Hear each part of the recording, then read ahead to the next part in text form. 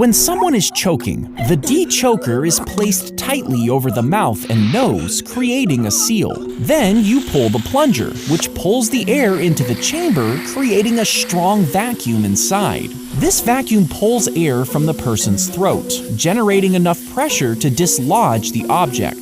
The suction pulls the lodged item up and out, clearing the airway and restoring normal breathing. He stuck a Lego piece up his nose, and it got stuck.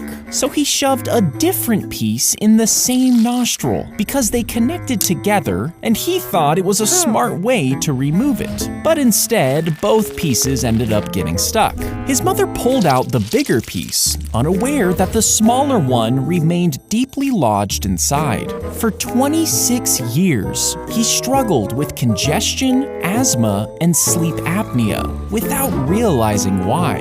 Then, one day, while blowing his nose in the shower, the Lego piece suddenly popped out after 26 years. The toilet snorkel was placed in the water, extending through the bend in the pipe to access this air. This would be helpful during a house fire when toxic smoke filled the air. The water in the toilet blocks harmful gases, leaving fresher air trapped inside. By sticking a snorkel through the water, you could reach this air and breathe while waiting for help. The device patent even had a filter to keep sewer gases away, although it was never actually sold.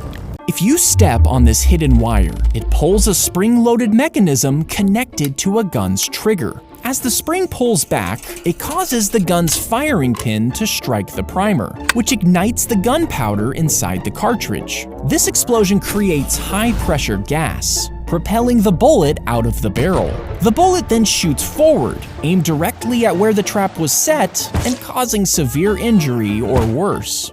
If you're locked in a freezer, first look for an emergency release latch. Many freezers have one on the inside. If you can't find it, search for any gaps you can use to call for help. Check for objects like shelves that could help you force the door open. If all else fails, start pounding on the door to make noise and alert someone outside. To stay warm, wrap cardboard and plastic around yourself, especially your head, and hope someone finds you within 24 hours, because that's probably when the oxygen will run out. Locals in East London noticed the water from their beloved pump tasted weird. Unbeknownst to them, there was a nearby cemetery, and the calcium from the human bones was seeping into the underground stream. What was once thought to be a source of health had become a deadly concoction. Hundreds died in what came to be called the Pump of Death. Even today, the pump stands as a landmark,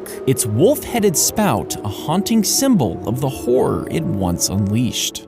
A thin tube with a small camera is inserted into your rectum. It's generally guided through the large intestine, while the camera sends live images to a monitor for the doctor to examine. As the tube moves through your colon, the doctor looks for abnormalities like polyps, inflammation, and bleeding. If needed, small tools can be passed through the tube to take tissue samples and remove any growths. A boy in Siberia swallowed 31 magnetic toy beads, and they traveled inside his stomach and intestines. If they connected, they could tear through his digestive tract, leading to dangerous infections like sepsis. Doctors inserted a thin tube with a camera through the mouth into the stomach. Using this, they were able to guide a powerful magnet through the tube to pull the magnetic beads out of the boy's digestive system, which ended up saving his life. A man swam down to the glass window of their underwater room and held up a note. It said, "I can't hold my breath long enough to tell you everything I love about you. Will you marry me?" His girlfriend giggled as he showed her the ring, but as he tried to swim back up for air, something went terribly wrong. He never made it back to the surface. The resort confirmed that he tragically drowned while free diving during this proposal. Doctors noticed her skin was slick with a strange oily sheen. The air filled with a sharp garlic-like odor that seemed to seep from her body. When they drew her blood, an intense ammonia smell hit their noses. and bizarre yellow crystals floated in the tube. Suddenly, the staff began collapsing, one after another, shaking with muscle spasms and gasping for air. In total, over 20 people fell ill that night, 5 so severely that they had to be hospitalized. Later, it was discovered that a harmless pain reliever she used had transformed into a toxic vapor, turning the room into a deadly gas chamber.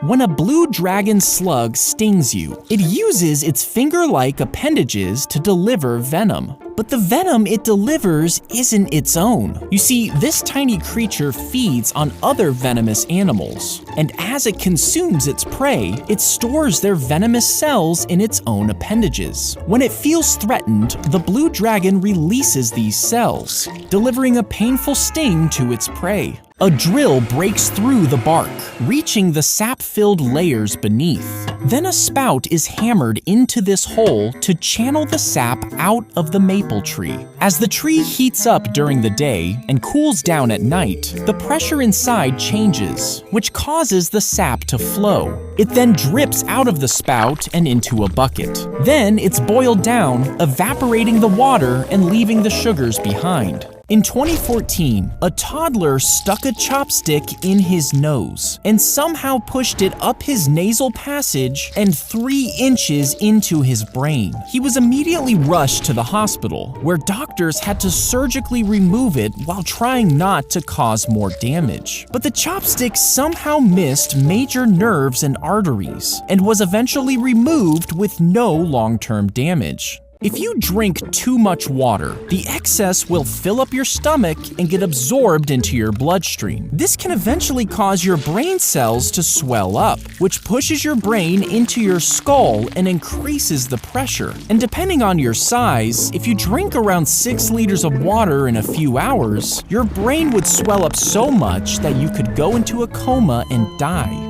If you collected all of the mucus that your body produces during your life, you might think it would only be a couple gallons, but you actually make over a quart of mucus each day to lubricate your respiratory system and trap irritants. And if you combined it all together, you would have over 6,000 gallons, which would be enough to fill over 10 hot tubs with mucus. If you took your stomach acid, poured it into a cup, and then dropped one of your teeth inside, the acid would immediately begin breaking them down. The tooth's enamel would start to dissolve, and depending on the material, the cup itself would begin to deteriorate. So if stomach acid is this strong, why doesn't it eat through the walls of your stomach? Well, it's because they're coated in a thick layer of mucus. This mucus protects the stomach lining by creating a barrier that shields against the stomach acid. Without the mucus, your stomach would literally eat itself. A doctor can make an incision on your neck if you can't breathe, carefully cutting all the way through the skin and fat underneath. They'll move and reposition the thin muscles and connective tissue that surround your windpipe. And finally, they make an incision in your trachea and insert a breathing tube. This causes the air to bypass your blocked throat, allowing you to breathe. Most people think turtles can just slip out of their shells if they want to, but that's actually not true. You see, the shell is much more than a protective armor. It's actually a part of their body. The shell is connected to the turtle's spine and rib cage, making it impossible for them to take it off. It's made up of over 50 bones and even supports bodily functions like breathing.